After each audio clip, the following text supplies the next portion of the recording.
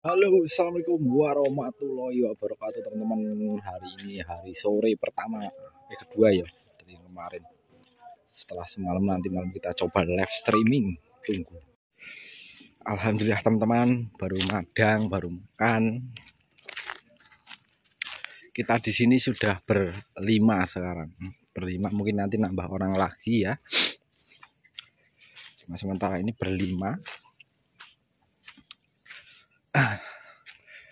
Jadi ada teman kita ataupun pernah nggak teman-teman ngalamin ataupun punya pengalaman ya, jadi punya burung murai tapi hariannya di rumah nggak pernah bunyi.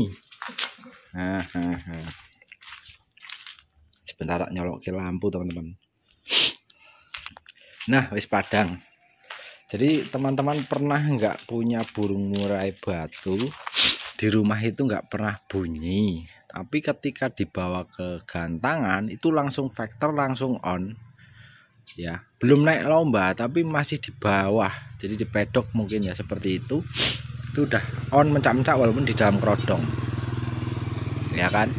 Itu pokoknya terindikasi murai batu yang di dalam kerodong udah koar-koar dan sebagainya, udah muntah isian. Wah maghrib ya teman-teman, tak sambung habis azan dulu ya, mohon maaf tunggu sebentar.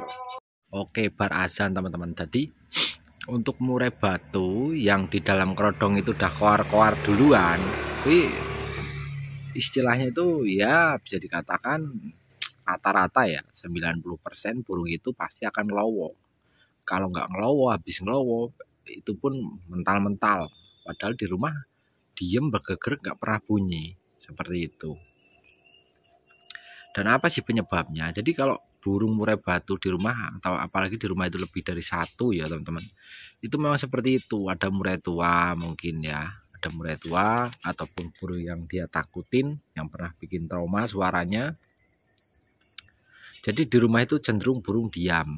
Dan kita makanya itu kalau murai satu rumah 2 ekor ataupun lebih dari satu, kita kesulitan mengontrol. Dalam artian murai itu pintar sekali istilahnya memendam amarah, karena kan ya kepepet. Seperti itu.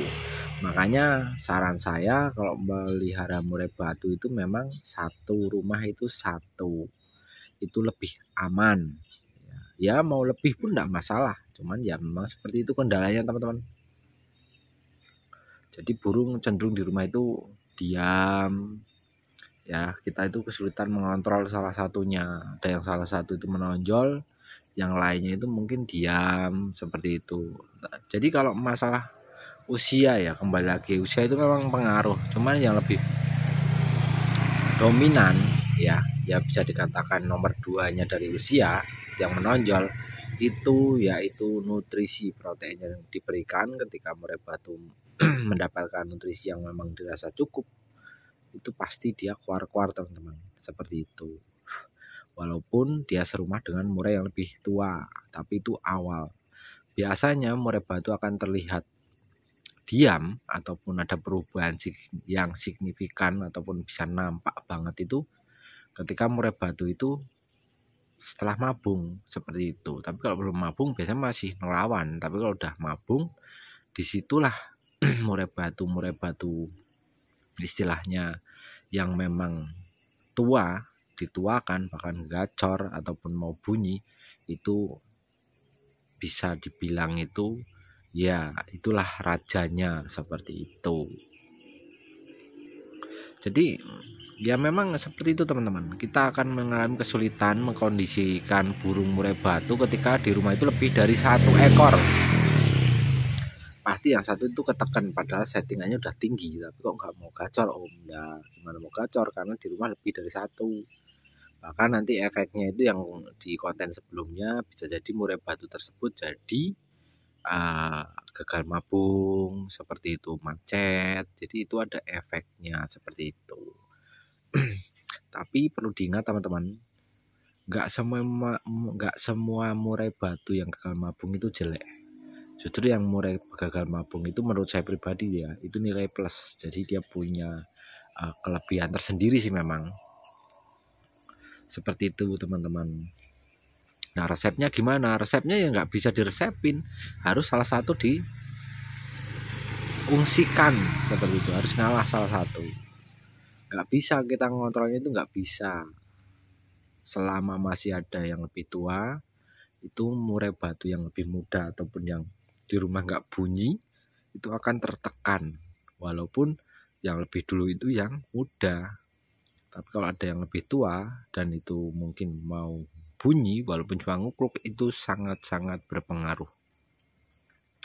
Karena di alam bebasnya itu memang dia itu hidup sendiri ataupun single factor, ataupun memang terlahir sebagai burung factor bertarung dan nggak mau.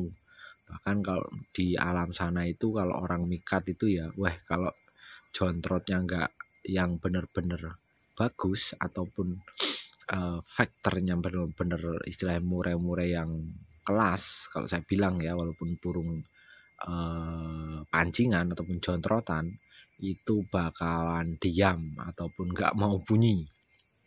Kayaknya kalau saya sendiri, cobalah teman-teman kalau nggak percaya ke pemikat murai batu ya, coba nih, bisa dicoba. Jadi teman-teman request, Om tolong pikatkan burung satu untuk saya. Nah, nanti kalau udah dapet burung, nah saya maunya yang untuk mikat Om, bukan yang dipikat. Nah, apakah dikasih atau enggak, seperti itu. Mungkin pun kalau dikasih pun dengan harga memang agak tinggi ataupun mahal teman-teman. Seperti itu.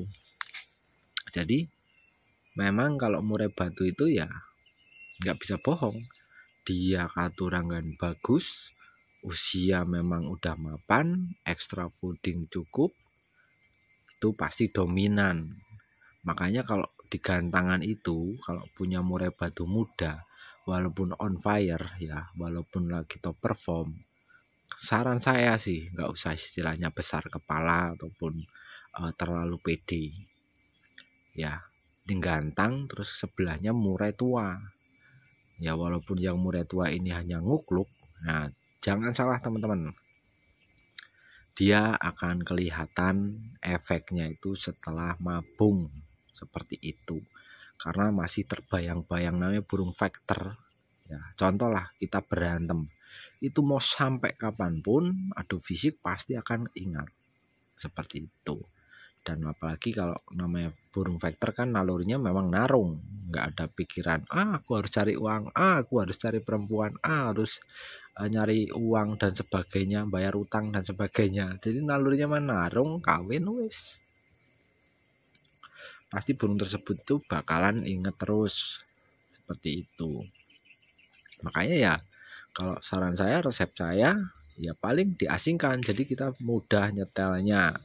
Harus kalahin salah satu, walaupun di rumah ini, pokoknya walaupun di rumah nggak cuma satu ataupun cuma satu, pasti di rumah ini yang sering banget apa namanya kelihatan tuh burung tersebut biasanya masarannya jelilin yang guacor. Burung-burung yang lebih suaranya lebih tajam, lebih gacor, jadi burung tersebut tertekan nggak mau bunyi di rumah seperti itu.